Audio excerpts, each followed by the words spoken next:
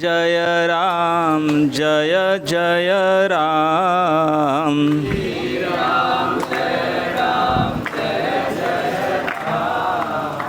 श्री राम जय राम जय जय राम।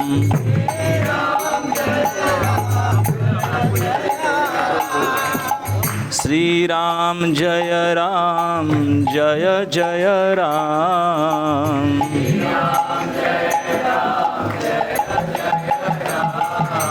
श्री राम जय राम जय जय राम।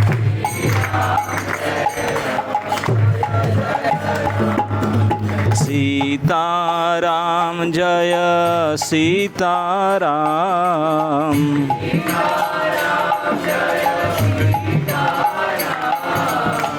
सीताराम जय सीताराम।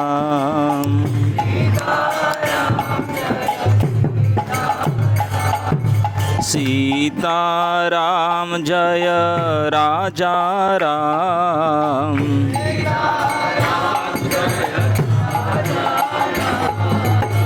सीताराम जय सीताराम।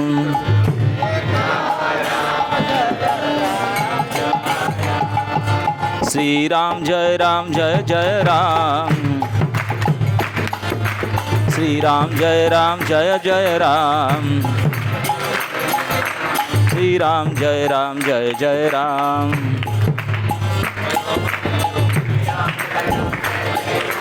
श्री श्री श्री सीताराम लक्ष्मण हनुमान की। श्री राम जन्मोत्सव महामहोत्सव की। समवेत भक्त वृंद की। निताई गौर हरि प्रेमानंदे।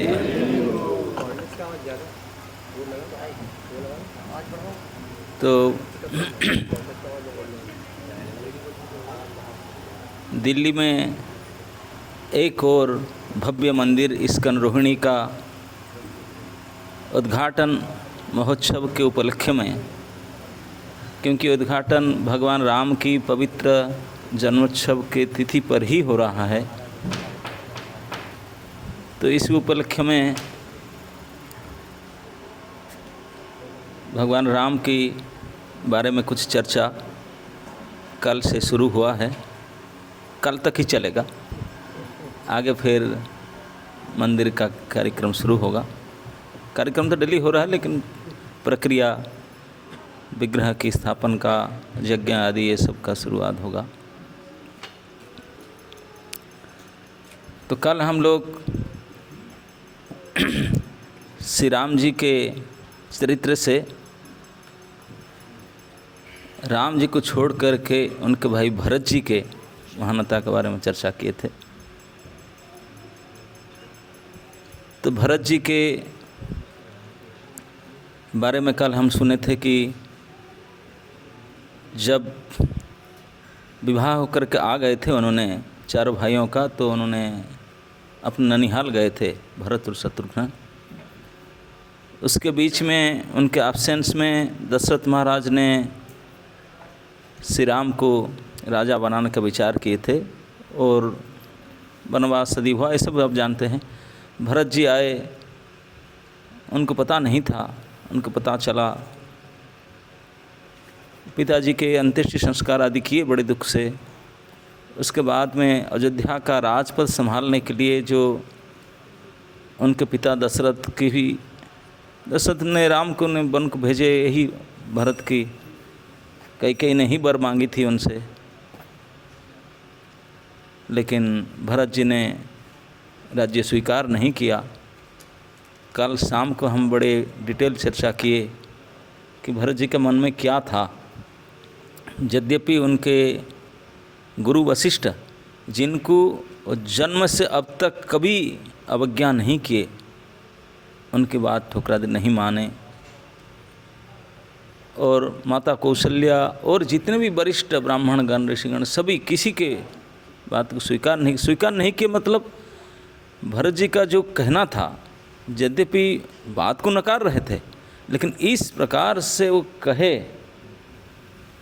कि एक एक शब्द को अमृत के डुबा करके मुँह से निकाल रहे थे,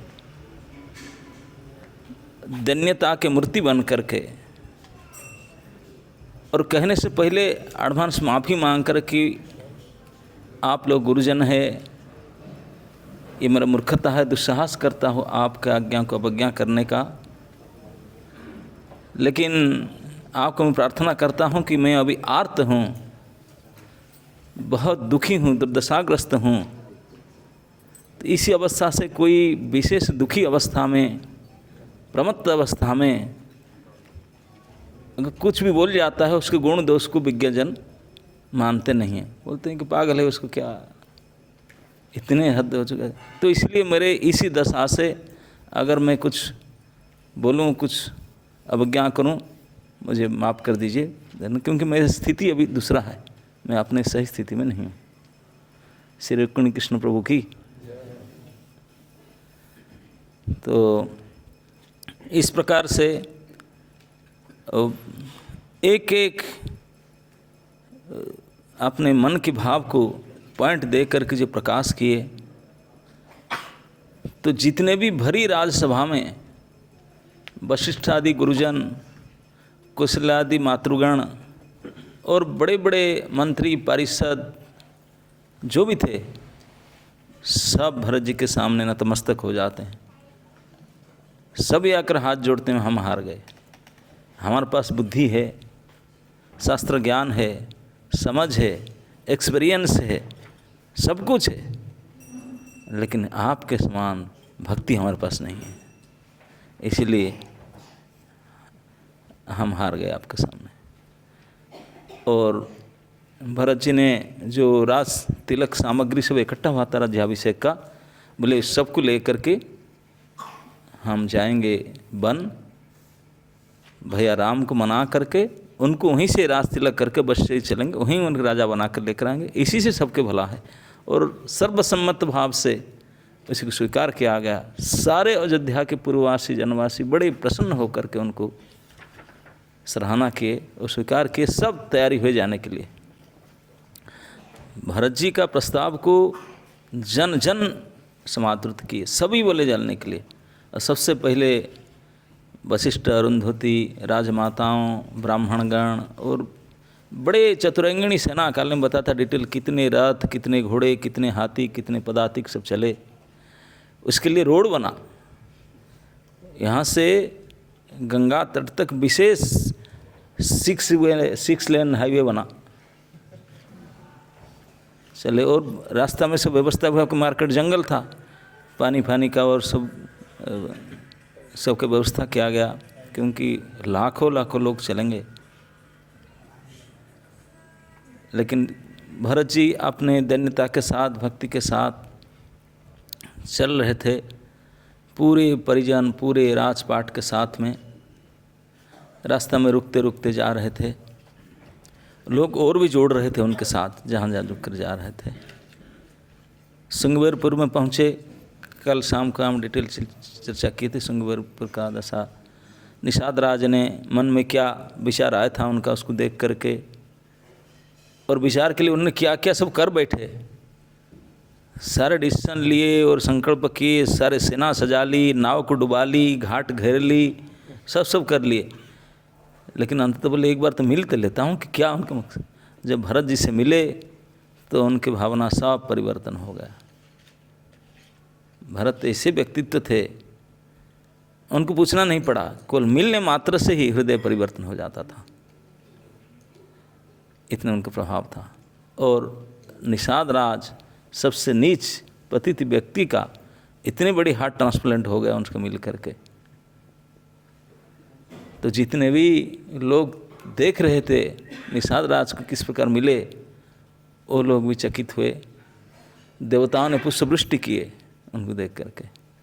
तो जो भी है उनको लेकर के आए, वहाँ गंगा घाट पर श्रृंगवेरपुर में एक रात विश्राम किए। और इस रात सभी तो विश्राम किए, भरत जी तो विश्राम नहीं किए, केवल रोते ही रहे। क्यों? क्योंकि जब उन्होंने देखे कि सीताराम कहाँ वो रात विश्राम किए थे, वो पेड़ के नीचे कुश और घास बिछा करके सोए थे, इसको देख करके और रोते रहे रात भर। और दूसरे दिन सुबह गंगा दर्शन हुआ, गंगा पूजा किए, स्नान संध्या किए। सभी ने गंगा जी को स्तुति करके वरदान मांगे, वरदायिनी गंगे क्या क्या वर मांगे, लेकिन भरत जी ने ओपनली राम प्रेम के लिए वर मांगे, उनके दर्शन शीघ्र हो जाए। तो फिर पूरी संगवेरपुर के निषाद सैन्य सब लग गए, उनको पारी कराए, गंगा पार किए। गंगा पार होकर के पूरी चतुरंगिणी सेना अपने अपने वाहन जान वाहन के साथ भरद्वाज आश्रम की ओर चलने लगे गंगा तट में। भरत जी अपने घोड़े में जा रहे थे, घोड़ा से उतर गए, शत्रुघ्न भी उतर गए और पैदल में चलने लगे। घोड़ा अपने आप चलने लगा, खाली गाड़ी जा रहे, वो पैदल में जाने लगे। उनको रिक्वेस्ट किया गया कि प्लीज़ बैठिए यहाँ से। बोले नहीं, यहाँ से तो भ्राता श्री राम ने वाहन त्याग दिए, पैदल में गए। यहाँ तक वाहन में आए थे, गंगा घाट तक तुम वाहन में आए, यहाँ से तो वो भी वाहन त्याग दिए, पैदल में गए। मैं तो मूर्ख हूँ, मुझे व्यवहार नहीं आता कि जिस पर मेरे स्वामी चलकर गए मैं उसकर चल पर जा रहा हूँ। मुझे तो सर के बल पर जाना चाहिए, पैदल में नहीं जाना चाहिए। तो उनकी इस प्रकार की समर्पण को देख करके लोग कुछ बोल नहीं रहे थे, सब अपने आप रो रहे थे। बोले धन्य है भरत। बहुत सभी लोग पहुंच चुके थे, उनको बहुत लेट हुआ पहुंचने में, क्योंकि वो पैदल में जा रहे थे, बाकी से वो अपने गाड़ी में चले गए। पैदल में जाकर के पहुँचे, रास्ता भर शोक करते हुए हा राम सीताराम ऐसे बोलते बोलते जब करते पहुँचे। जब भरत जी भरद्वाज आश्रम पहुँचे तो जितने भी उनके चतुरंगिणी सेना और बाकी जितने भी ब्राह्मणगण सब गए थे, वो सब पहुँच करके स्नान टान कर चुके थे। त्रिवेणी घाट में स्नान करके वापस आ चुके थे, कपड़ा वपड़ा पहन चुके थे, तिलक फिलक कर चुके थे। अब वे पहुँचे, पता चला कि बाकी सब कहाँ हो चुका है, हम जाएंगे। तो विशेष करके भरद्वाज मुनि और उनके आश्रम के जितने मुनि मंडली थे, पूरे समाज आकर के भरत जी को स्वागत किए, उनको साथ में लेकर के त्रिवेणी गए, त्रिवेणी में स्नान किए। त्रिवेणी को भी स्तुति किए भरत जी ने। बोले यहाँ तो केवल गंगा नहीं, गंगा जमुना सरस्वती तीनों है, तीर्थ के राजा है, लोक में वेद में आपके बड़े महिमा है, सभी लोग अपने मनस्काम पूर्ण करते हैं आपका आ करके, आपके सेवन करके। मैं अधम आया हूँ, यद्यपि क्षत्रिय होने के नाते मांगना नहीं चाहिए। भरत जी कहते हैं कि मैं क्षत्रिय हूँ, राजकुमार हूँ, नियम के होने से मैं किसी को मांगना नहीं चाहिए, मैं देने वाला हूँ। मैं मांग कर लूँ ये नीति विरुद्ध है। क्षत्रिय और राजकुमार किसी को मांगते नहीं, देते हैं। लेकिन मैं आज धर्म छोड़ करके, नीति छोड़ करके इसी अवस्था में पड़ी हूँ, ऐसे विकलता आकुलता में हूँ कि मैं भी हाथ पताकर मांग रही हूँ, क्षमा करें मुझे। क्या मांग रहा हूँ कि मुझे सीताराम के दर्शन हो जाए और मेरे प्रति उनका जो मन में कोई दुर्भावना हो, मेरे प्रति सद्भावना हो जाए, मुझे वो त्यागे ना, मेरा ये दुर्बुद्धि, इस प्रकार दुर्भाग्य को देख करके इस प्रकार से भगवान राम में उनके मति और बुद्धि हो, प्रीति और बुद्धि वही वर मांगे।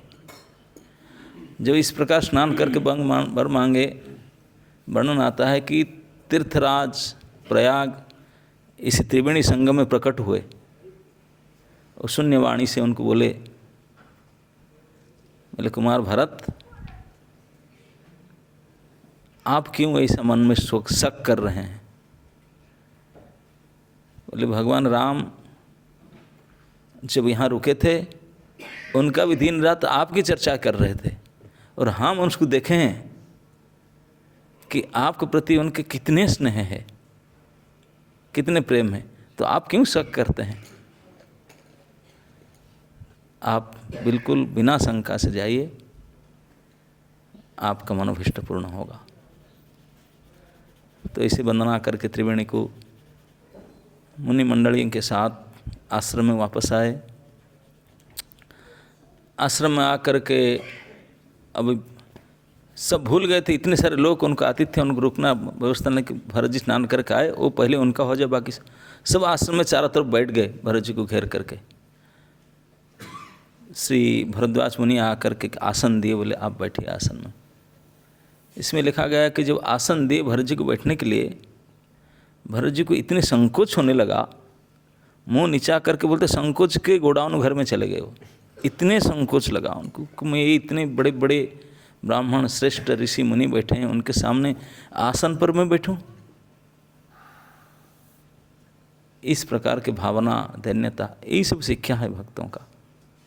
भरत जी की भक्ति कैसा है, तो उनका इस प्रकार के भक्ति भाव इसको देख करके श्री भरद्वाज मुनि कहे, बोले हे भरत, अगर इस धरती पर भगवान तो प्रकट हुए ही मनुष्य रूप में, अगर भगवान के साथ भगवान की प्रेम भक्ति, भगवान के प्रेम भक्ति अगर कभी एक मूर्ति धारण करके, मनुष्य रूप धारण करके प्रकट हो जाए, तो शायद वही भरत ही होगा। बोलते हैं भरत आप मनुष्य नहीं, मनुष्य रूप नहीं है, आपका जो रूप ये राम प्रेम का मूर्तिमंत विग्रह है, इससे बना है राम प्रेम। आपको जो इंग्रेडिएंट्स नहीं आपके शरीर में, और कोई साल्ट नहीं है, ये बना किससे, नख से सिक तक राम प्रेम से बनी हुई है, यही आपके अंदर है, और कुछ है ही नहीं। भरद्वाज मुनि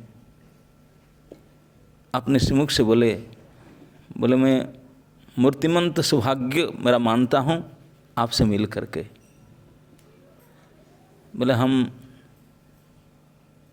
उदासीन मुनि है, ब्रह्मा सम तप किए हैं, इतनी तपोमंडली में अलग से रहते हैं जंगल में, ना किससे कुछ आशा है, ना किसी कुछ द्रोह है, ये सब से हट करके हम अपने निष्ठा से अपनी उपासना में रहते हैं, और हमारे पास सिद्धि रिद्धि सब कुछ है। ऐसा नहीं कि हम कुछ कमी है, किसी प्रकार से हम किसी आशा नहीं, लेकिन फिर भी ये सारे अपार जप तप साधन हमने किया अनेक अनेक वर्षों से, अनेक वर्षों से तीर्थराज में गंगा जमुना सरस्वती के तट पर बैठ करके अनेक अनेक वर्षों कठिन जप साधना करने के उनका जो परिणाम, उसके पुण्य फल से भगवान श्री राम, जानकी और लक्ष्मण की दर्शन मिला। यही अनेक अनेक वर्षों का तीर्थवास और तपस्या और व्रत के परिणाम स्वरूप उनके दर्शन मिला। लेकिन तभी से मैं सोच रहा था कि अनेक जप तप साधन तीर्थवास के परिणाम से भगवत दर्शन हुआ। भगवान अकेले नहीं, भगवान स्वयं सीता जी के साथ थे, लक्ष्मण भी साथ थे। इनका दर्शन का परिणाम क्या हो सकता है? इनका मैं सुलभ दर्शन किया तीर्थ में, उनकी सेवा किया, उसके बदले मुझे क्या मिल सकता है? मैं सोच में पड़ा था क्या हो सकता है, लेकिन आज मुझे उत्तर मिला।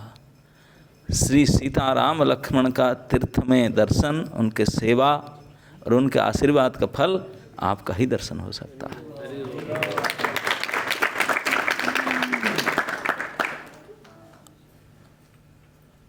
तो और भरत जी को हमेशा हताश हो करके हाराम करके जो उच्चारण करते थे शब्द, उसको जो भी सुनता था आसपास में, वो सब राम भक्ति से पूरित हो जाते थे। उनका भाव ही बदल हो जाता था सभी का। उनके आसपास कोई जाता था तो उनका भाव चेंज हो जाता था, क्योंकि इतने प्रचंड प्रेम भक्ति का आग जल रहा था उसके अंदर। कोई उनके आसपास जाए तो उनको गर्माहट पैदा होता था, महसूस करते थे वो लोग। इसलिए जो भक्तगण है, साधु सन्यासी, उनके आसपास घेर कर बैठते थे, नहीं आते थे। तो सभी ने मिल कर के भरत जी को हाथ जोड़ के प्रार्थना की, भरत हम अच्छी तरह से, हम सब एक से एक त्रिकालदर्शी हैं, हम जानते हैं, तो आप बिल्कुल शंका छोड़ दीजिए, दुख मत कीजिए, आपका किसी प्रकार दुख की कमी नहीं है, राम का दर्शन अवश्य आपको होगा। और राम के हृदय में सबसे ज़्यादा अगर प्रेम हो तो आपका प्रति है, आप क्यों ऐसा सोचते हैं? तो ऐसा मत सोचिए। और पिताजी के दिवंगत होने के नाते आपको दुख कर रहे हैं, उनके लिए भी दुख मत होइए। भरद्वाज बोले कि आप सोचते हैं आपके माँ ऐसा कुचाल की, कपट की? बोले नहीं, वो भी राम को सबसे ज़्यादा प्रेम करती थी, दशरथ का सबसे विश्वास योग्य पत्नी हुई थी, उनका दोष नहीं है। ये तो देवताओं ने सरस्वती को लगा करके उनके दिमाग खराब की, मंथरा को लगा, ये सब उनका चाल था, आप नहीं जानते। लेकिन जो भी किया,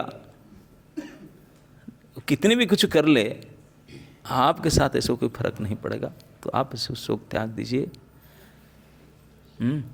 आप तो एक ऐसे जस रूपी चंद्रमा को प्रकट कराए, बाकी चंद्रमा आकाश में उगता है और अस्त भी हो जाता है, और चकोर चंद्रमा को देख करके आशा रखते हैं, लेकिन उनका आशा पूर्ण होता है कि नहीं पता नहीं। लेकिन आप राम प्रेम भक्ति का ऐसे अद्भुत जस रूपी चंद्रमा को उदय किया, जिसका कभी अस्त ही नहीं होगा, और इस चंद्रमा के अमृतमय किरण को, शीतल किरण को केवल अभी से नहीं, अब से लेकर सृष्टि पर जब तक रहेगा तब तक, सृष्टि की सीमा पर्यंत सभी लोग इस अमृत को आस्वादन करेंगे, भरत की प्रेम जस को। और तीर्थराज प्रयाग को स्नान करने के लिए लोग आते हैं दूर दूरांत से, लेकिन तीर्थ भी आज समर्पण कर दिया आपके सामने, क्योंकि आपके जस रूपी जो पुण्य है, प्रताप है, वो तीर्थराज को हर जगह में होम डिलीवरी करा दिया। जो किसी भी समय, किसी भी दिन आपके बारे में सुने, आपके बारे में बोले, आपके बारे में चर्चा करे, उसी क्षण ये सारे तीर्थ, तप, पुण्य, जप, ये सब अपने सेवा करने के लिए उनके पास पहुंच जाएंगे, और शोक, दुख, ताप उसी क्षण उनसे दूर हो जाएगा। जो आपके बारे में सुनेंगे, जानेंगे, चर्चा करेंगे, उनको सब भाग जाएंगे छोड़ करके। आप इस प्रकार के अमृतमय चंद्रमा को जस प्रकट किया आपने। तो भरत जी को बहुत बड़ाई किए। भरत जी तो ऐसे मुंह नीचे करके बैठे थे, और पूरे भरे हुए मुनि समाज में एक से एक बड़े बड़े थे सब, प्रचंड त्रिकालदर्शी महात्मा, उनके बीच में उनके सिरमौर भरद्वाज मुनि स्वयं ही उनको प्रशंसावाणी कर रहे थे, और उनको सांत्वना देना चाहते थे, शोक मत करो। सभी लाखों सेना और सभी लोग, वशिष्ठ भी वहाँ साथ दिए थे उनका आकर, वशिष्ठ ब्राह्मण अभी स्नान करके आए, प्रसाद अगर पाए नहीं, वेट कर रहे हैं, आप थोड़ा शांति, सभी का व्यवस्था करेंगे। तो अपेक्षा करते हैं भरत जी कुछ बोले, तो अंत में भरत जी बोलने लगे, सबको सम्मान, भली प्रकार से सम्मान करते हुए हाथ जोड़ के बोले आप तो सब बोलते हैं, लेकिन मैं सच बताऊं, पिताजी के वियोग के कारण मुझे दुख नहीं था, दुख नहीं भी है। बोले क्यों? बोले पिताजी के जैसे पिता मुझे तो मिलेंगे ही नहीं। पिताजी जीते जी स्वर्ग सुख में थे, उनका जस कीर्ति सीमा तक पहुंचा हुआ था, जीते जी इतने प्रशंसा उनको मिलता था, चक्रवर्ती राजा थे। और तो और क्या कहूँ, जिनको भगवान साक्षात नारायण जिनके पापा बनाने के लिए लोभ प्रकट किए, वो बनाए।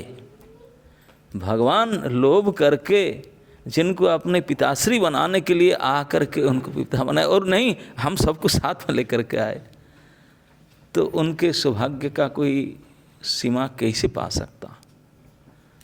तो दशरथ जी का चरित्र के बारे में जानते ना। और जिनका ये क्षणभंगुर मर्त्य शरीर को छोड़ते समय श्री राम का चिंतन करते हुए, राम शब्द को उच्चारण करते हुए, राम की आदत करते हुए जिनका क्षणभंगुर शरीर गिरा, उससे बढ़कर और सौभाग्य क्या हो सकता है। मरना तो सबको है, लेकिन इस प्रकार। तो इसलिए इनको तो मैं उनके बारे में सोचता ही नहीं कभी, बल्कि गर्व मानता हूँ विधाता ने मुझे ऐसे पिता का पुत्र कैसे बनाया, ऐसे हतभाग्य को ऐसे गड़बड़ी क्यों किया, उनका पुत्र कैसे बना दिया मुझे। कैकेयी का पुत्र बनाया तो ठीक, लेकिन दशरथ महाराज का पुत्र कैसे बनाया, और भी भाई राम का भाई मुझे कैसे बना दिया, ये मेरे डाउट है। लेकिन इसके लिए मेरी सोच नहीं है, पिताजी के विवेक में शोक नहीं करता हूँ। माँ के कपटता के लिए मेरे से दुख नहीं है, क्योंकि मैं तो हतभाग्य ही हूँ और मुझे ही ट्रीटमेंट ठीक था। तो माँ ने अपने कुचाल से मेरा सुख करने के लिए, मुझे सुख देने के लिए जो जो प्रयास किया, उनके हिसाब से वो सही है, उनकी बुद्धि से वो फिट बैठा, उन्होंने किया, उसके लिए मैं शोक नहीं कर रहा हूँ। लोग मुझे कहेंगे कि तू कैकेयी पुत्र, राज्य लोभी, कपटी कुटी, बोले लोग गाली दें, दैट डजंट माइंड, मैं भी उसको समझ कर लूँ, सोच लो मैं हूँ ऐसा, उसके मैंने सामना कर लूँ। परलोक, इस लोक में तो मेरा निंदा होगा, परलोक मेरा बिगड़ जाएगा, बोले उसके लिए मुझे चिंता नहीं, परलोक बिगड़ जाए चिंता नहीं। मुझे लोग कितने निंदित शब्द में गाली दे, कुछ भी कहे, उसके लिए मैं शोक नहीं करता हूँ। और ये सब घटना घट गया, इसके कारण मुझे मानते हैं तुझे राजा बनाने का, ये सब करने के लिए सब हुआ।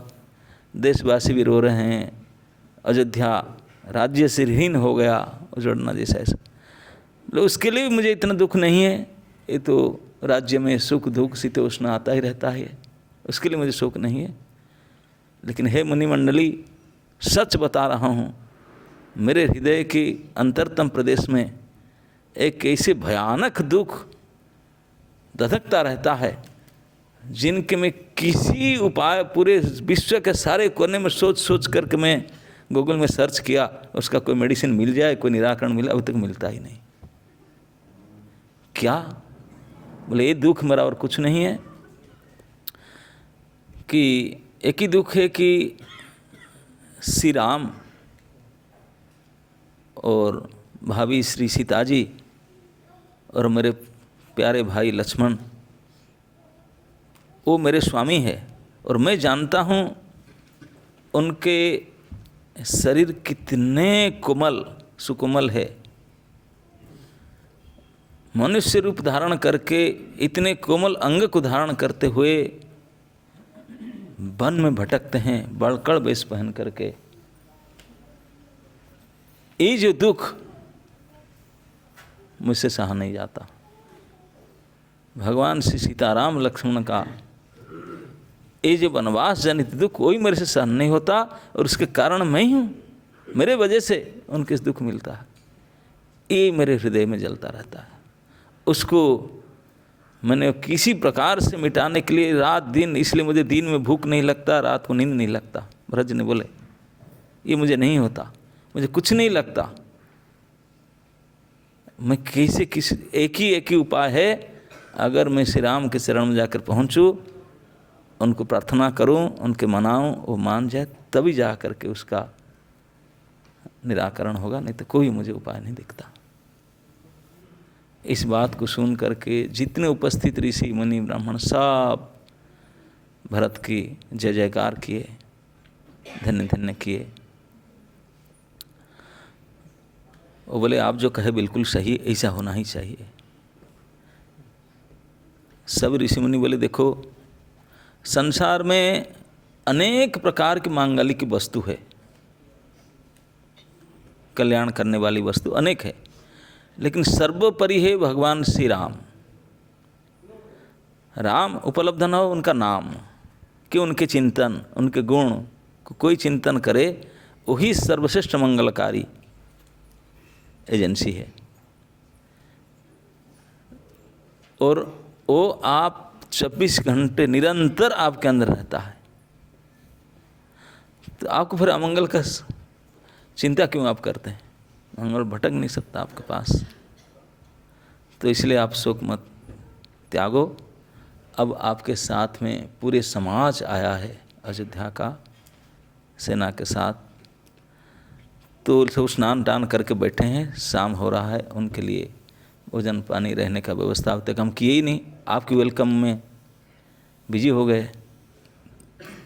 तो भरत जी ने बोले आप करेंगे भी कैसे, आप तो कुटिया में रहने वाले मुनि ऋषि है, कोई सूखा रुखा खाते हैं, कोई कंदमूल खाता है, क्या खाता है, आपके पास अटैच बाथरूम कमरा तो है ही नहीं, गेस्ट हाउस यहाँ अवेलेबल नहीं है जंगल है दोनों नदियों के बीच में, यहाँ इतने बड़ी गेस्ट हाउस कहाँ आएगा, मेरा चतुरंगिणी है ना, नहीं, हजारों हजारों हाथी घोड़ा रथ रथी पदातिक सब आए हैं और सभी समाज के लोग आए हैं, उनका रहने की व्यवस्था आप कैसे करें?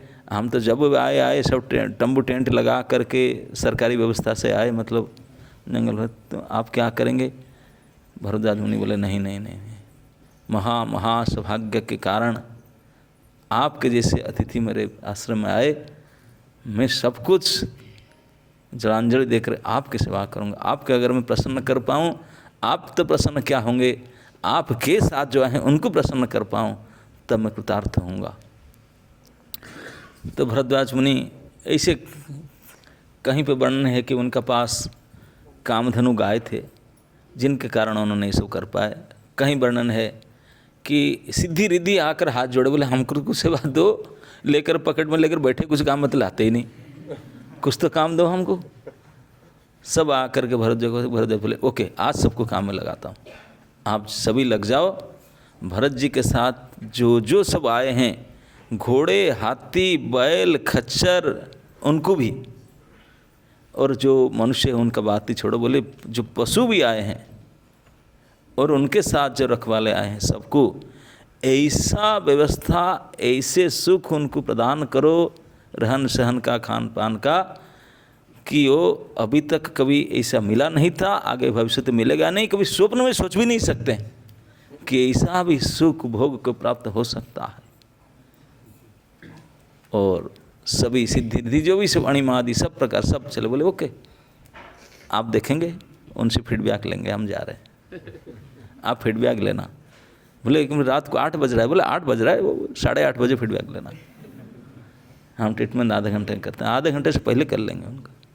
और सचमुच ऐसे अद्भुत व्यवस्था था भरद्वाज आश्रम में, वो कुछ नहीं था, दोनों तरफ गंगा और जमुना के बीच के टापू था और जंगल था। इस टापू के बीच जंगल में दोनों तरफ महानदी, एक काले पानी भरा है, एक सफ़ेद पानी भरा है बीच में। ऐसा लाखों लाखों जनता और हाथी घोड़े बैल खच्चर को भी ऐसे सुख सुविधा दिया गया, ऐसा अकोमोडेशन दिया गया। वाल्मीकि रामायण वर्णन आता है सभी सेंट्रल एसी था रूम। सेंट्रल एसी तो फेल मारेगा। सेंट्रल एसी में क्या होता है कि जैसे हमको ठंड लगता है, हमको कम चाहिए, हम 28 टेम्परेचर में चलाते हैं, किसी को 16 चाहिए।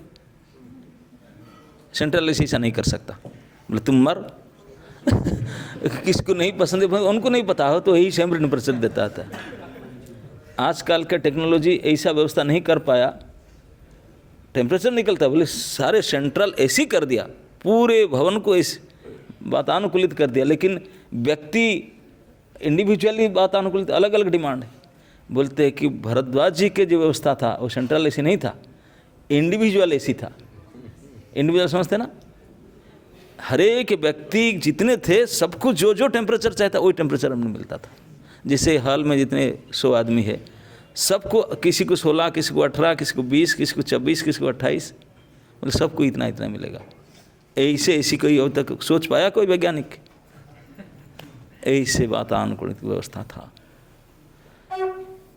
और हम लोग तो बोलते हैं कि बाथरूम अटैच हो जाए, उसमें गर्म पानी की व्यवस्था हो जाए, इसी को हम तो उससे ज़्यादा कुछ सुख जानते ही नहीं।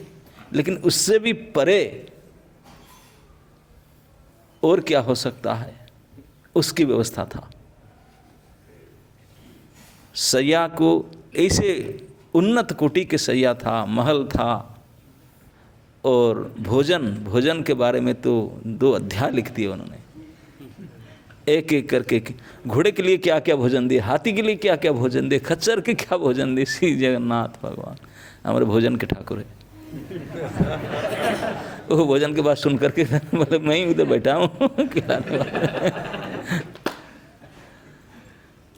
एक एक व्यक्ति, ब्राह्मण, सुजन, परिजन, पुरुष, स्त्री, रानी, नौकर, सबको जो जो जिनका रुचि था, जिनको चाट पसंद था, जिनको मीठा पसंद था, जिनको नमकीन पसंद था, जिनको क्या बिल्कुल रुचि के अनुसार धुआं निकलते हुए, बिल्कुल अंगुली जलाते हुए, ऐसे गरम, फ्रेश और सो नीट एंड क्लीन प्लेट वगैरह सब। क्योंकि जितने लोग थे इतने इंडिविजुअल सर्विस में सर्विंग करने वाले आए थे। हमने नहीं 100 आदमी है, एक आप जाकर सर्विस कर दो, नहीं, जितने लोग इतने सर्विस वाले आ गए, इतने लोग प्रकट हुए, जितने लोग खाने वाले थे इतने सर्वर आ गए, इतने सर्वर थे। एक एक व्यक्ति को एक एक सर्विस में खड़ा रहूँगा आपके लिए, जो चाहे मैं देते रहूँगा। और बोलते हैं कि ये जो खाद्य था, हम कभी कोई खाद्य लेते हैं कि अच्छा पसंद है रसगुल्ला, 2, 4, 5, 6 नहीं पास हो गया। बोलते हैं कि वो इस प्रकार में सिद्धि ने इस प्रकार बनाया, सिद्धि रिद्धि ने, जिसको खाने से क्षुधा वर्धक में इमीडिएट डाइजेस्ट हो जाता था। अब खाते खाते डाइजेस्ट हो जाता था। हम डाइजेस्ट होता था तो कैसे मानते हैं, खा लिए ज़्यादा, डाइजेस्टिव पील लेते हैं, हरी तकी खाते हैं, और क्या करते हैं, थोड़ा गर्म पानी पीते हैं, पेट फिर थोड़ा एक्सरसाइज करके जाके टॉयलेट बाथरूम जाके हो जाते हैं, निकल गया, खाली हो गया, तब मानते हैं कि चलो फिर से खा सकते हैं, है ना। इनपुट आउटपुट दोनों। लेकिन ऐसा नहीं हो पाता कि हम सोचे नहीं थे कि सब जो खाए तुरंत डाइजेस्ट होकर के, प्रोसेस होकर के सारे ब्लड में चला जाए, कोई खाद ही ना निकले। लेकिन वो जो प्रिपरेशन किए थे उसमें कुछ निकलने वाले था ही नहीं। सारे इमीडिएट खाते खाते अंदर प्रोसेसिंग हो करके सीधा ग्लूकोज, मल्टोज और ब्लड में ही चला जाता था, और ब्लड में चला जाता था, उनके शक्ति, वृद्धि, वेट सब बढ़ता था साथ साथ वहीं खाते खाते। इस प्रकार के भोजन था, तो कौन छोड़े उसको। क्योंकि पेट भर जाए, पेट भरे तभी ना, पेट भरेगा ही नहीं, तुरंत प्रोसेसिंग हो जाता था, और शरीर के हर प्रकार से अंग को सब कुछ वृद्धि होता था। इस प्रकार के भोजन। और सोने का एक विशेष विशद वर्णन है। तो इसको पा करके जो सैन्यगण थे बाकी सब नाचने लगे। बोले पता नहीं हम नहीं जाएंगे राजभवन में। राजा मंत्री बोले राजा के घर में खा कर इसमें ऐसा तो बना ही नहीं सकते, हमारे मेस में ऐसा फूड बनता ही नहीं। उन लोग मेस में रहते होंगे ना सब सैन्य के घर। नाचने लगे, बोले धन्य है ये नदी के टापू में ऐसी व्यवस्था। तो ये भरत जी के भक्ति के प्रभाव को देख करके सारे ऋषि मुनि मंडली अपने सारे जोग तप साधन को जलांजलि दे करके उनको सेवा करने के लिए आ गए। बोले सब जाने दो खत्म, बट उनको सेवा करें। यही होता है, अगर कोई ऐसे उच्च कोटि भक्त है, ऐसी भक्त को सेवा करके सिद्धि भी अपने आप को कृतार्थ मानता है। तो इसलिए भरद्वाज मुनि उनके समुदाय, मुनि समुदाय इस प्रकार के उनको सेवा करके कृतार्थ हुए, कृतार्थ किए अपने आप को। तो इस प्रकार वहाँ दिन बिता करके, रात बिता करके, दूसरे दिन बाकी कोई जाना नहीं चाह रहे थे। किसी को जाने की इच्छा नहीं, तो एक आध दिन और रुक जाए। लेकिन भरत जी की तो वही ताक था, लेकिन उनके सामने देख करके सब हार जाते थे। तो बहुत चाहते थे कि जितने जल्दी से जल्दी मुनि से परामर्श लिए, आशीर्वाद लिए, प्रार्थना करके पूछे रास्ता बता दीजिए, चलते हैं। तो फिर भरद्वाज मुनि लोकेशन शेयर किए उनको, तो निकले और चित्रकूट के रास्ता उनको बता दिए। और निषाद राज साथ में थे, उन्होंने भगवान राम के ही साथ में गए थे तो उनको रास्ता पता था, तो उनको साथ में लिए हुए जमुना जी की तरफ चलना शुरू हुआ। और जमुना जी के पास पहुंच करके जमुना जल को गंगा जी को दर्शन करके जितने प्रसन्नता हुआ था, जमुना जी को दर्शन करने तो अधिक और अधिक प्रसन्न हुए सब। शाम संध्या किए, क्योंकि जमुना जी के रंग भगवान के रंग के साम्यता है, इसके देख करके और ज़्यादा प्रसन्न हुए। और निषाद राज ने बताए, बोले मैं आपके लिए तो कई हजारों नौका बुला दिया हूँ ऑलरेडी सब ओवरनाइट आ चुके हैं पार करने के लिए, लेकिन श्री राम के लिए उन्हें बता रहे थे, श्री राम के लिए कोई नौका फूका कुछ नहीं था। गंगा में तो नौका चलता था, बोले यहाँ तो जंगल है, कोई लोग है ही नहीं, अरण्य था, इसमें कोई लोग जाते नहीं, इसलिए नौका ही नहीं था, घाट ही नहीं था। बिना घाट वाले बिना नौका वाले सीताराम लक्ष्मण जब आ कर के इस जमुना घाट पर पहुँचे थे, चिंतित हो गए पार कैसे करेंगे। यहाँ गंगा जी से भी ज़्यादा चौड़ा जमुना जी, आप कोई देखे होंगे प्रयाग में, इलाहाबाद में जाकर देखो, गंगा जमुना दोनों को देखो, जमुना जी गंगा जी के कई गुना ज़्यादा विशाल रूप है, विशाल रूप है, सचमुच विशाल रूप, क्योंकि वहीं पे उनका आईडी प्रूफ खत्म हो जाएगा, आधार कार्ड वहीं समाप्त हो गया। जमुनोत्री से लेकर के प्रयाग तक उनका आधार कार्ड चलते, आगे नहीं है, तो ही लास्ट होगा। इसलिए पूरे विशाल रूप धारण की जमुना जी ने। तो उसको देखकर कैसे पार करेंगे, बहुत सोच विचार करके कहीं कहीं से केले के पेड़ दिखाई पड़ा। कहीं निषाद राज बोलते हैं जा करके हम लक्ष्मण जी में गए, जाकर कई सारे केले के पेड़ काट कर लेकर आए, और केले में जोड़ जोड़ करके, केले पानी में नहीं डूबता, तो इसके बनाया स्टेज। बोले मैं आगे तैर कर जा रहा था, दोनों साइड में, एक साइड में राम एक साइड में लक्ष्मण भले को पकड़ करके तैर रहे थे। सीता जी तैरना नहीं जानती थी, वो उसका ऊपर बैठी थी। इस प्रकार से पारी हुआ था जमुना जमुना, क्योंकि कौन सा रास्ते में जाए तो कि ज़्यादा बमंडना। बोले हम तो जंगल में रहने वाले जानते हैं तैरते पड़ते, तो इसलिए मैं आगे आगे तैर के जा रहा था। और केले की जो भेला उसको बनते हैं, नौका तो नहीं, ऐसे ही सुर बांध करके रस्सी में ऐसे बांध कर वो नदी में, उसके ऊपर सीता जी को बैठा दिए, दोनों तरफ दो भाई उसको पकड़ते इसी से हाथ में करे तैरते हुए ऐसे जमुना जी के पार करे थे। और आपके लिए इतने सारे नौका की व्यवस्था है। भरत जी उसको सुन करके व्यथित हो जाते थे, बोले मैं नौका में कैसे जाऊँ, मैं कैसे जाऊँ, मैं भी तैर कर जाऊँगा, मेरे के लिए मैं पानी में डूब कर जाऊँ, कैसे जाऊँ। लेकिन निषाद राज बोले आप लेट करेंगे तो फिर और तो फिर इसी के लिए मान जाते, उन्हें जल्दी चलना है, चलिए। तो पार किए, जमुना पार करके यहाँ रुके, क्योंकि जमुना बड़ा विशाल था, उसी को पार करते दिन बीत गया। जमुना के उस पार अब अरण्य शुरू हो गया। यहाँ वाल्मीकि ऋषि में आकर आश्रम यहाँ था, भयानक अरण्य था, नाना प्रकार के वन्य पशु, रावट और जंगल, कई पहाड़, किसी प्रकार के सुरम्य जंगल सब। तो वहाँ रात विश्राम किए टेंट में। ये तो कि छोटे मोटे ग्रुप नहीं था, लाखों की ग्रुप था। वन्य पशु सब भाग जा रहे थे उनको देख करके, क्या क्या हो रहा था। जहाँ पर राम ने रुके थे, जिस पेड़ के नीचे, जिस पर क्या क्या होते, निषाद जी से बता रहे थे। हर जगह पर भरत जी प्रणाम करते थे। रास्ता में कोई ऋषि मुनि ब्राह्मण, कोई देव मंदिर, ऐसा स्थान, कोई पेड़ मिला जहाँ पे भगवान राम रुके होते, सबको प्रणाम करते थे, बैठ कर प्रार्थना करते थे। हर एक किसी को, हर एक को प्रणाम करते थे, प्रार्थना करते थे, मुझे राम दर्शन हो जाए। और जो भी उनको देखते थे, सुनते थे, वो धन्य हो आप, राम भक्ति होना तो ऐसे होना चाहिए।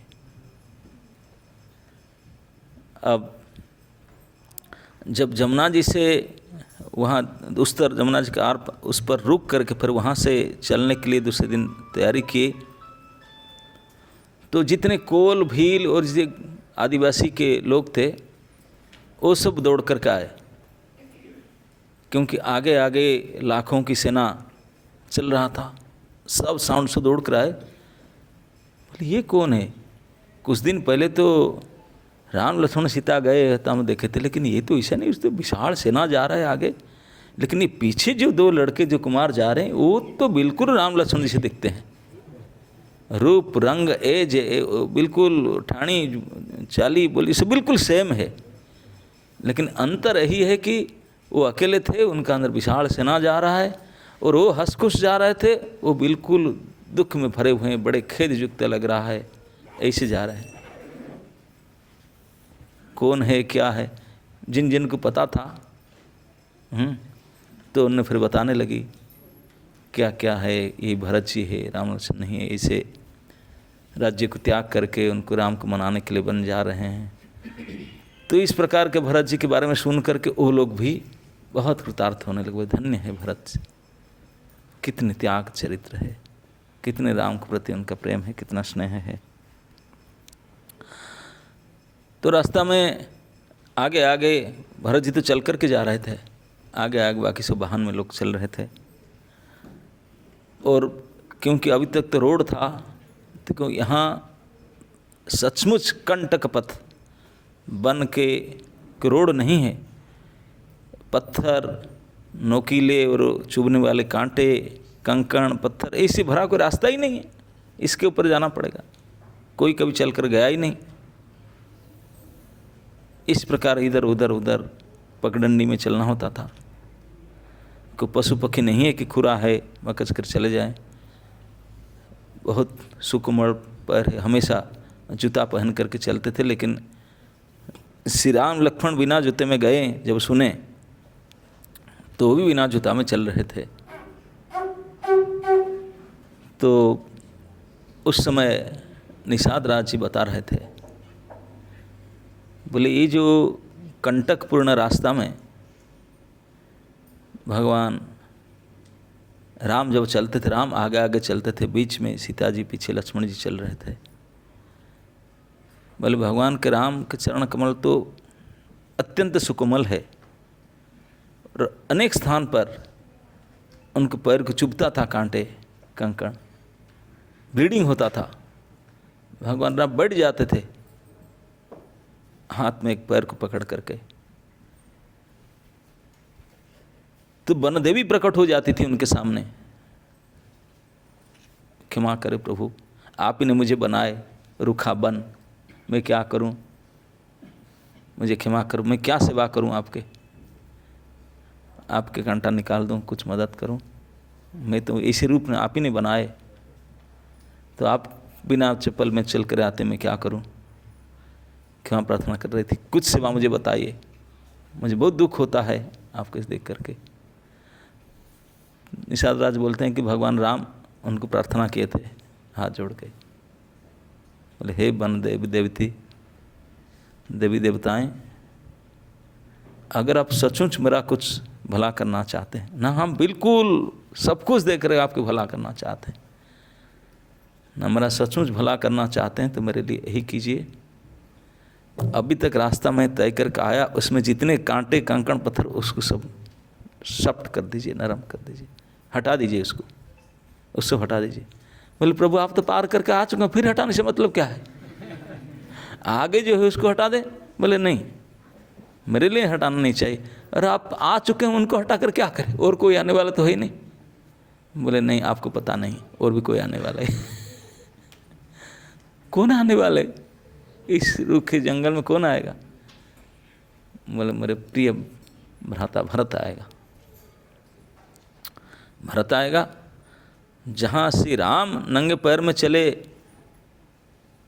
कांटे और पत्थर को कष्ट सह करके कि भरत जी उसको, बोले भरत जी के पैर तो वज्र है, वज्र भी आकर घुसे तो उनको कष्ट नहीं होगा, मेरे से बहुत शक्तिशाली है, बहुत सहनशील है, इसके लिए चिंता मत करो कि भरत को कुछ ये कांटे पत्थर नोकिला उनके चरण को कष्ट देगा ना, मुझे कष्ट दिया उनको नहीं दे सकता, वो तो उनके स्ट्रांग है इतने बड़े। बोले फिर कहा कि बोलते हैं, बोले उनको कुछ नहीं होगा, लेकिन उनके चरण में जब नोकीली चीज़ लगेगा वो देखेंगे वो वही मूर्छित। बोले क्यों, बोले उनके दुख के कारण नहीं, वो सोचेंगे कि आहा मेरे स्वामी मेरे प्रभु राम इसी कंकड़ पत्थर चल कर गए होंगे, कितने कष्ट उनको हुआ होगा, इस दुख से वो अभिभूत हो जाएंगे, टूट पड़ेंगे। तो इसलिए उनको मिटा दो ताकि उनको एक कष्ट ना हो। तो भगवान राम के मन में भरत के प्रति कितना प्रेम है, कितने स्नेह है, इससे पता चलता है कि उन्होंने जाते समय प्रार्थना करते हैं कि मैं तो कष्ट सह लिया, लेकिन भरत भी मेरे से ज़्यादा सहनशील सह लेगा, लेकिन भरत को अगर पता चलेगा कि मुझे कष्ट मिला तो उसको सहन नहीं कर सकता हो। सचमुच भरत जी इसी को लिए रो रहे हैं कि उनको कितने कष्ट होता होगा।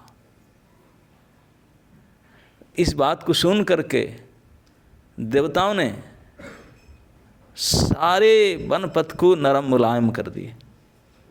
भरत जी का रास्ता पाउडर बन गया, टल्क पाउडर, बिल्कुल मुलायम। ऊपर से इंद्र ने मेघ ढांक लिया, जैसे समयाना चाहते ना, छात्री पकड़ लिया। ऊपर से धीरे धीरे पुष्प वृष्टि, बारिश और फूल बरसाने लगा, ताकि किसी प्रकार के कमी महसूस ना हो, थकान महसूस ना हो, ऊपर से नीचे से किसी प्रकार का। और भरत जी जहाँ जहाँ स्थान पर, रुखे पर, जहाँ जहाँ सब ऋषि मुनि मिलते हैं देख करके, और चित्रकूट ज़्यादा दूर नहीं है, उसको देख करके राम प्रेम, राम के उत्कंठा, राम दर्शन के भाव और ज़्यादा स्टेप बाय स्टेप बढ़ती जा रहा है। देवगण देखे, इंद्र जी ने देखे, सेवा में लगे हुए थे, देख करके उनके मन में ईर्षा आया। बोले जैसा राम प्रति प्रेम और भक्ति भरत जी में उमड़ रहा है, उसको देख करके मेरे तो कुछ गड़बड़ लग रहा है ना क्या। बोले मेरे प्रभु तो प्रेम और भक्ति के बसीभूत हो जाते हैं, और ये भरत प्रेम और भक्ति के समुद्र है।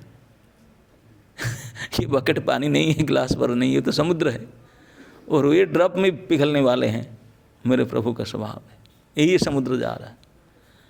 तो राम जी तो मेल्ट हो जाएंगे, और वो उनको प्रपोजल देगा कि मेरे साथ चलो, चल आएंगे, फिर हमारा तो सारे काम गड़बड़ हो जाएगा, बनी बनाई सब बिगड़ हो जाएगा। हम सरस्वती की कोशिश किए, मंथरा कैकेयी, कितने सारे प्लान हमारा, सब क्या क्या सब बेकार हो जाएगा अगर राम वापस चले जाएंगे। रावण बद्ध कैसे होगा, क्या होगा संसार के सब।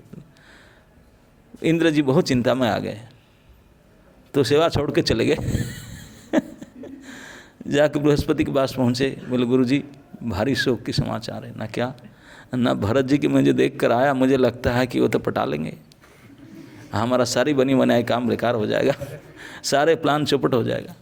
बोले क्या? बोले हम इतने सारे कर कि राम जी को यहाँ तक लेकर आए वन में वो रावण वध करने, लेकिन वो तो वापस ले लेगा ना। क्यों ना? अरे गुरुजी क्या बताऊँ, भरत जी को मैं देखा, उनके अंदर जो भाव, जो वाणी, जो विलक्षणा, जो राम प्रति उनका समर्पण, हो तो कोई पत्थर पशु भी ये भी मेल्ट हो जाएंगे, फिर राम की तो बात ही क्या है।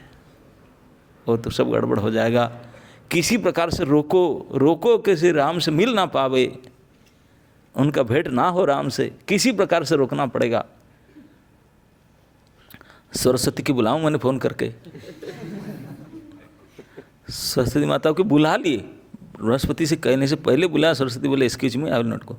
पहली बार जाकर के मुझे बहुत ग्लानि हो रहा है, मैं इसे किया।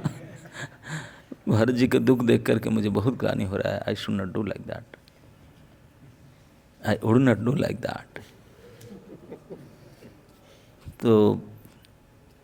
तो बृहस्पति के इंद्र जी ने बोले कुछ कराओ, कुछ करेंगे। बृहस्पति बोले हे देवराज इंद्र, 1000 से भी ज़्यादा आँख है, लेकिन एक ही आँख ज्ञान वाला नहीं है, सारे अज्ञान आँख है तेरा। इतने सारे आँख लेकर देख नहीं पाते भरत को, इतने अज्ञानी के आँख भरा है सारे, ज्ञान दृष्टि है नहीं एक भी। बोले क्या? बोले देखो राम के लिए तो कूट कपटता कर लिया, राम अपने प्रति कुछ भी कोई करे वो उनको मानते नहीं, वो सह लेते हैं।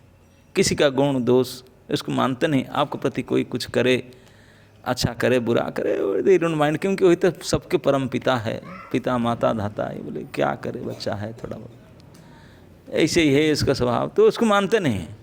वो इतने उदार के सीमा है इतने उदार चूड़ामणि, मानेंगे नहीं उनके प्रति ऐसे कपटता है। उनको सब पता है क्या चाल तूने किया, क्या बदमाशी किया, ऐसा नहीं, सब पता है, लेकिन वो माफ़ कर दें, बोले चलो करने दो, क्या है, ही डोंट माइंड। लेकिन राम के स्वभाव को नहीं जानता ना, क्या वो भक्त वत्सल है, उनके भक्तों के प्रति कोई कुट कपट करे, कुछ गड़बड़ करे, उसको कभी सहन नहीं करेंगे, वज्र जैसे कठोर होकर के क्रोधित हो जाएंगे। और वो क्या करेंगे अलग बात है। राम के भक्त के प्रति कोई कुट कपट करे, कुछ इस प्रकार करे, वो तो उनका नहीं, हो बाउंस करेगा आपके ऊपर। बाउंस समझते ना, आप मारेंगे वो लाठी आपके ऊपर पड़ेगा, उनको नहीं लगेगा बाउंस करके आपके ऊपर आएगा, आघात उसको नहीं होगा, आपके ऊपर होगा। और राम भक्तों के शिरोमणि, सिर मोर तो भरत ही है ना, हो तो मैं देख कर के आना, तो फिर सोच के ही सकता है भरत के गड़बड़ करने के लिए। सोचो मत ऐसा ना गुरुजी, लेकिन सब ना ऐसा मत सोचो। भरत भक्त शिरोमणि है, जो भक्त होते हैं सच्चे, उनके अंदर दया पूर्ण मात्रा में रहता है, सारे गुण पूर्ण मात्रा में रहता है, सारे सद्गुण के भंडार होते हैं। जो भक्त होते हैं उनके लिए कोई गुण को प्रैक्टिस करना नहीं पड़ता, यही शास्त्र कहता है। जस्यास्ति भक्ति अस्ति भगवती अकिंचना, जिसके अंदर अकिंचन भक्ति आ जाता है, सर्वे गुणस्तत्र समय समासुते सुरा, सारे दिव्य गुण उसके अंदर अपने आप डाउनलोड हो जाता है ब्लूटूथ में। इसमें कार्ड नहीं लगाना, कनेक्शन बिना कनेक्शन में आ जाता है बिना नेटवर्क में ऑटोमेटिक आ जाता है। तो भरत जी जैसे भक्त श्रेष्ठ है, तो सारे सद्गुण उनके अंदर है, वो कभी किसी का काम को बिगाड़ेंगे नहीं, बिगाड़ना नहीं देंगे। और राम भी सभी जानते हैं, वो भी पता है प्रोजेक्ट क्या है, वो भी करेंगे। तो ऐसा मत सोचो, अगर उनका भेंट होता भी है तब भी आपका कुछ काम नहीं बिगड़ेगा। आप शंका मत करो, निसंकोच रहो, जाओ उनके सेवा में। तो भक्ति के सामने देवता भी हार जाते हैं, उनकी बुद्धि नहीं काम करता, उसका निर्णय नहीं काम करता, और अंततः ही ईर्ष्या प्रकट हो जाता है सेवा करते करते। कई बार देखे हैं, जब पृथ्वी महाराज यज्ञ कर रहे थे, पृथ्वी महाराज कुछ सारे देवता लोग का आकर सैल्यूट मारे, इंद्र भी आकर बैठा था वीआईपी चेयर में, और सभी लोग डोन से बोला हम हेल्प करेंगे, हेल्प करेंगे। इंद्र भी बोला यस, अब मैं भी हेल्प करूँगा। वो हेल्प दे रहा था, डोनेशन दे रहा था। वो यज्ञ किए पृथ्वी महाराज ने, 1 2 3 4 यज्ञ सफल होने लगा। जब 50 से ऊपर 60 से ऊपर यज्ञ सफल होने लगा, इंद्र गड़बड़ हुए, वहाँ बैठे थे, उनको सहन नहीं हुआ, ईर्ष्या से भर गए, बाथरूम जाने का बहाना बना करके जाकर ड्रेस चेंज किए हाँ, और क्या करें, ड्रेस चेंज करके बोले मैं तुझे यज्ञ नहीं करने दूंगा। उनको डर लग गया कि मेरा पोस्ट ना चले जाए, क्योंकि मेरा पोस्ट 100 यज्ञ करके मिला था सेंचुरी मार करके। बोले सेंचुरी मार लेगा, जिस प्रकार बढ़ रहा है, आउट नहीं हो रहा है, तो सेंचुरी मार लेगा। तो गया, मेरे पोस्ट चला गया। लोग बोले अरे बोका, तेरे पोस्ट तुझे चाहिए नहीं, उनको वो देने पर भी नहीं लेगा। उनको इंद्र को समझा गया आप क्यों भाग कर जा रहे हैं, अगर इंद्र पदवी पृथ्वी जी को दिया जाता है वो नहीं लेंगे, ऐसे नहीं है।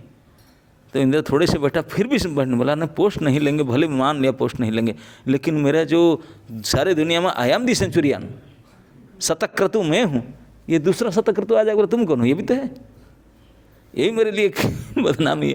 तो इसलिए मैं शतक क्रतु नहीं करने दूंगा उनको। कैसे नहीं करने दोगे, सभी सहायता मिलता है वो करते चले जा रहे हैं। घोड़ाई चोरी कर लूँगा, घोड़ा नहीं रहेगा तो कंप्लीट नहीं होगा यज्ञ। और चोरी करने के लिए बाथरूम जाकर ड्रेस कहीं रेंट में लेकर चेंज करके आ गया, चोर बन करके, अलग अलग वेश पहन करके आकर चोरी कर रहा था। और एक बार चोरी किया, पकड़ा गया, माफ़ी मांग करके ड्रेस पे चेंज करके उड़ा दे दी, वापस आ गया।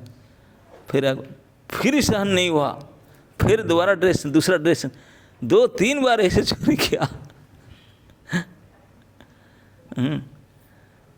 तो अंततः तो उनको सहन नहीं होता देवताओं को। तो लेकिन भरत जी के गुण के सामने सब कुछ। तो इस प्रकार से भरत जी जमुना तट से चित्रकूट के पर्वत के पास रास्ता में चल रहे हैं। और रास्ता में क्योंकि आगे आगे हजारों संख्या में रथ, घोड़े, हाथी, पैदल, सैनिक, घोड़सवार सभी चल रहे हैं। और जो पशु पक्षी चिल्ला कर इधर उधर भाग रहे हैं, क्योंकि इतने बड़े जंगल में कभी ऐसा हुआ नहीं था हल्ला गुल्ला, ये क्यों आ रहे हैं इधर सब, सबके लिए आश्चर्य की बात है। और भी जो कोल भील ऋषि मुनि सब दौड़ कर आ रहे हैं और वन की शोभा दर्शन करते हुए ऐसे बढ़ते जा रहे हैं। तो आगे जा कर के श्री सीताराम लक्ष्मण जिस चित्रकूट में जिस पर्वत की आश्रम चोटी पर थे उसके निकट पहुंच रहे हैं। और निकट पहुंचने पर उनका क्या भाव हो रहा है, यहाँ पर सीताराम जी क्या करते हैं, किस प्रकार उनको अप्रोच करते हैं, इसका वर्णन अगले सत्र में सुनेंगे। श्री भरत जी महाराज की, महाराज की, प्रभुपाद की जय, गौर प्रेमानंदे।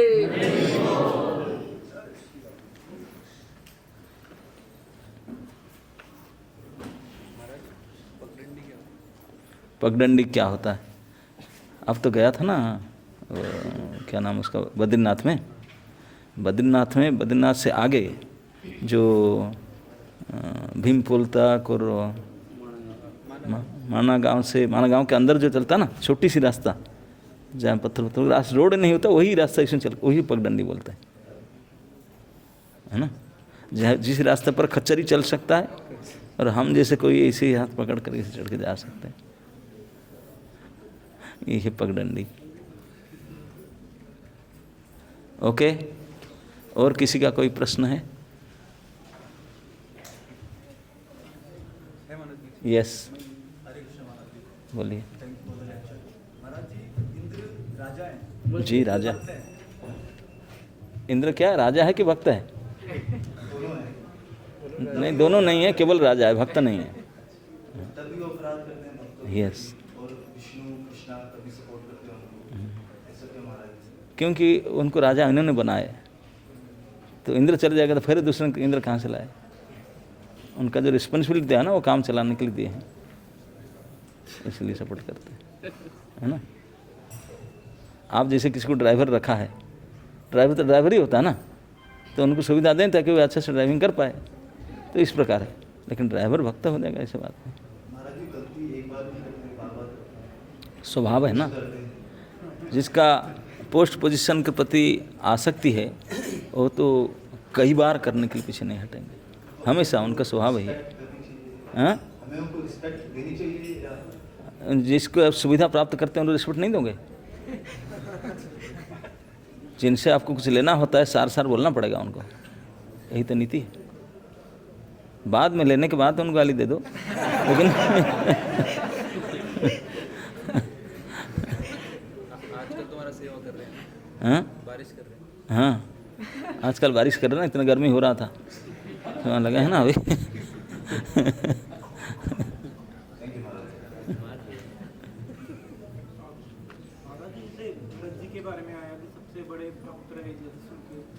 हनुमान जी के बारे में आता है कि बहुत सबसे बड़े भक्त हैं, तो थोड़ा सा जैसे हनुमान जी की भक्ति और भरत जी की भक्ति। प्रभु जी ने पूछ रहे हैं कि यहाँ भरत जी की चर्चा चल रहा है कि सर्वश्रेष्ठ भक्त है, इतने बड़े भक्त है, इतने बड़े भक्त। तो हम तो सुंदरकांड पढ़कर कहे हनुमान जी सबसे बड़े लगे, बड़े भक्त है, और 40 उनके पढ़े, भरत 40 तो हम तो पढ़े नहीं अब तक। एक ऐसे किस्सा आया रामायण में, एक ऐसे घटना हुआ है जिसमें ये दोनों का मुठभेड़ हो चुका है।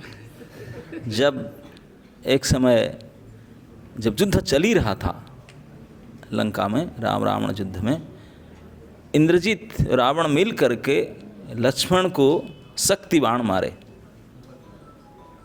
और लक्ष्मण अचेत होकर गिर पड़े, अचेत होकर गिर पड़े थे बाण से।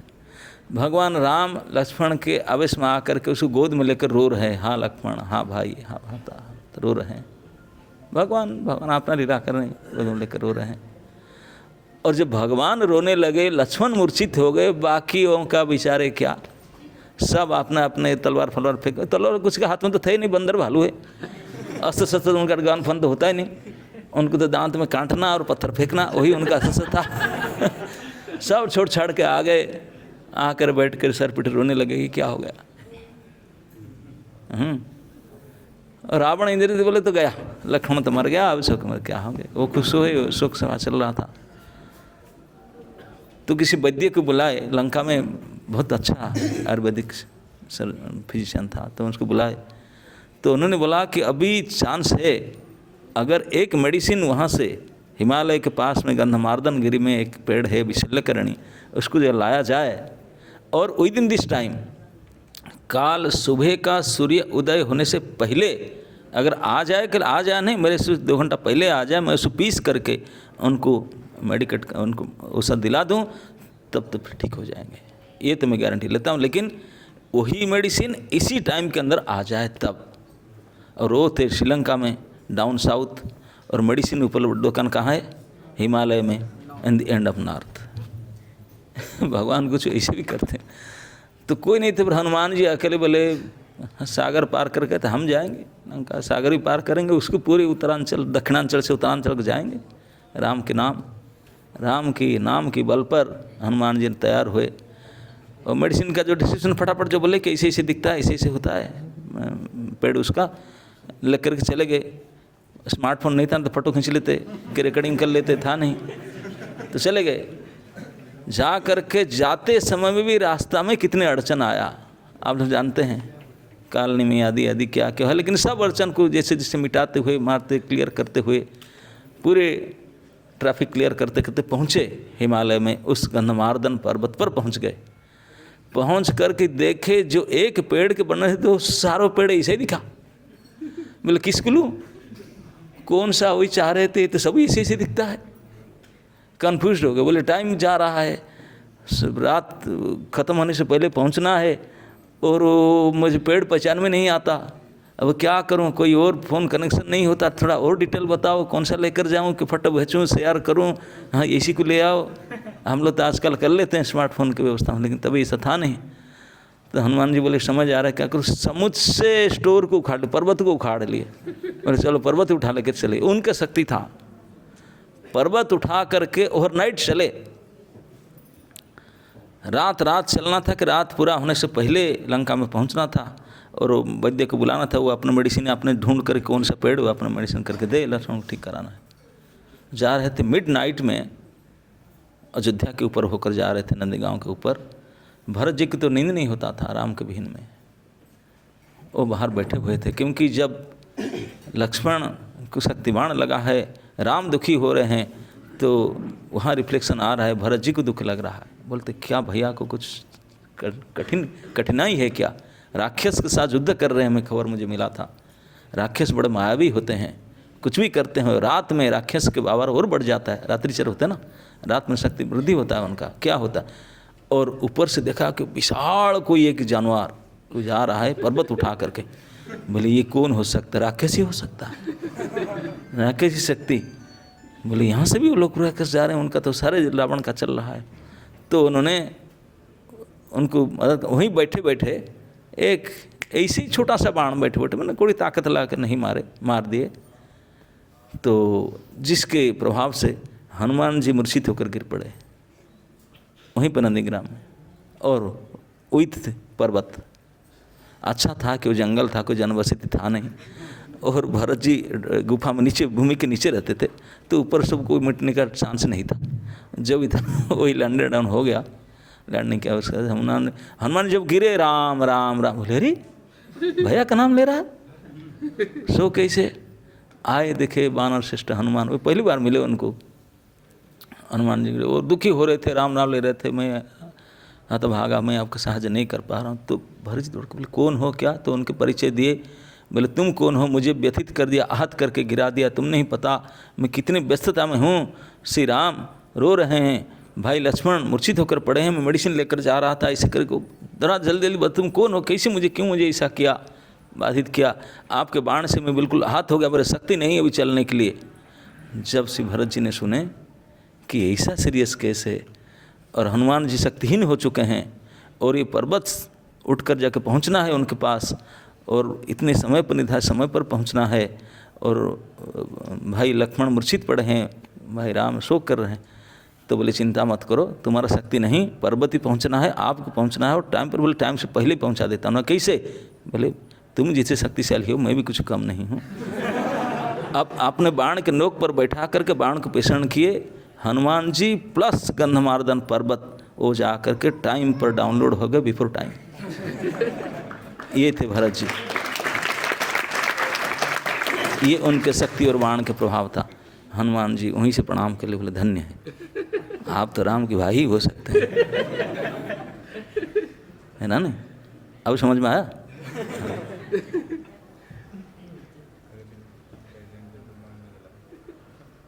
ओके, जय श्री राम।